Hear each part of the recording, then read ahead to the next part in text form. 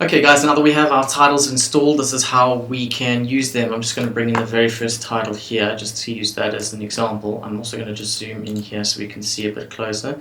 So this is the start session title, and what you can see on the right hand side here when that comes up, and if not just click on title with this selected, is all the different options that you have. Build in, build out, which is the intro and outro animations, and then you also have the position, so you can move the position and change the scale of the title, and then very specific title changes that you can make, such as the color of the pointer over here, and then also all the changes to text. So let's, for example, change the text to begin.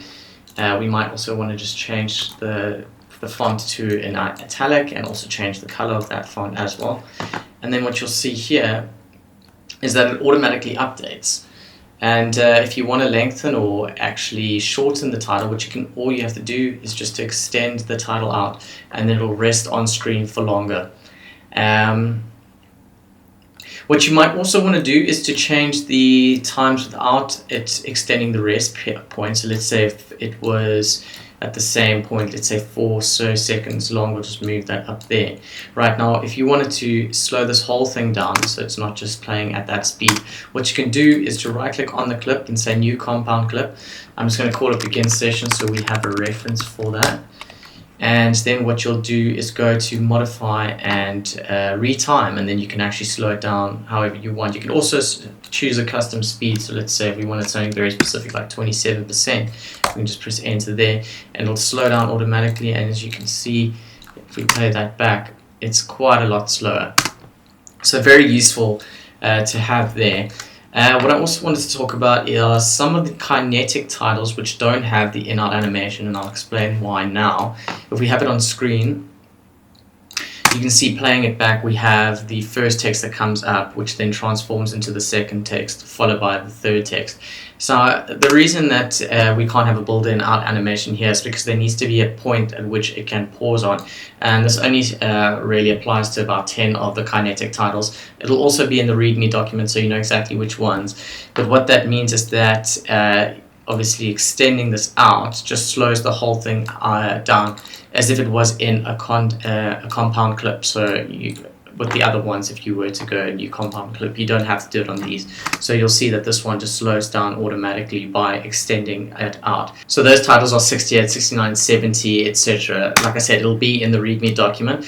But for the most part, for every single other category, all you have to do is to pull that out, and then you'll see that the time stays the same for the beginning and as well as the end, and it just pauses on screen throughout the middle for you there.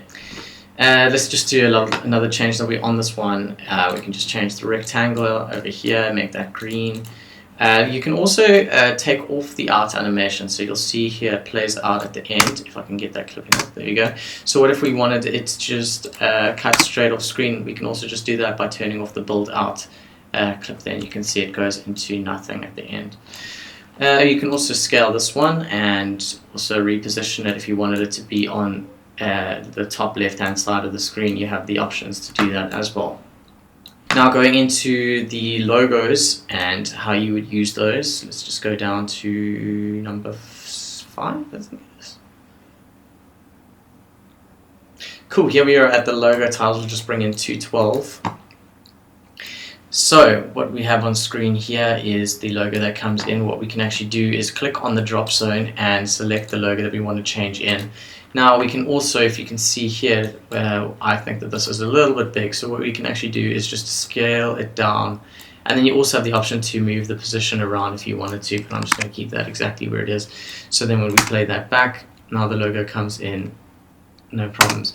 Some of these are also masked, and instead of just having the logo come up like you can see here, the placeholder comes straight up, some of them have a shape for which the logo is masked out.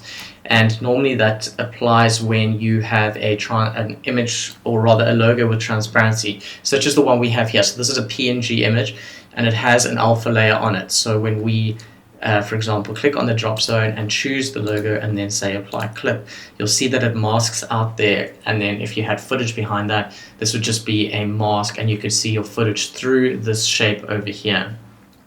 That also applies to only a few of these, including 213, 217, 219, and 221, you can actually see where they've actually cut out. That's when there is a mask, and I'll also put this in the readme for you.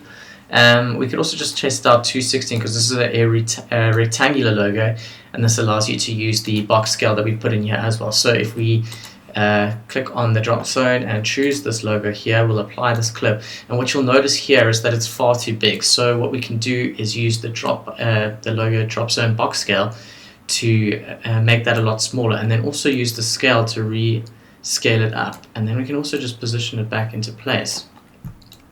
So then that will come up right there.